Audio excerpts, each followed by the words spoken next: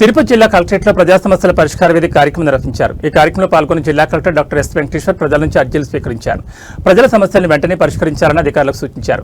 అర్జీదారులు దాఖలు చేసిన తమ అర్జీలు ఇప్పటికీ పరిష్కారం కాకపోయినా లేదా తమ ఫిర్యాదులకు సంబంధించిన సమాచారం తెలుసుకోవడానికి 1100 నెంబర్కు కాల్ చేయొచ్చన్నారు. అర్జీదారులు వారి యొక్క అర్జీలు నమోదు చేసుకోవడానికి meekosom.ap.gov.in వెబ్సైట్ సంప్రదించాలన్నారు. ప్రజలు ఈ అవకాశాన్ని సద్వినియోగం చేసుకుని తమ సమస్యలకు పరిష్కారం పొందాలని కలెక్టర్ విజ్ఞప్తి చేశారు.